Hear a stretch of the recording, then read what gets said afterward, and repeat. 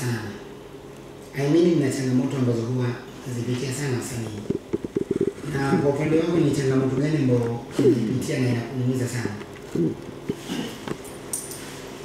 Changamoto ya kwanza mkutano ambayo inaniumiza ni mtani jinsi muziki wa Singeli unapozungumziwa kuwa ni muziki wa kihuni. Umeona wanaoimba wengi sana muziki wa Singeli wanaonekana wahuni, ila sio kweli jamani. Muziki wa Singeli ni muziki kama muziki mingine.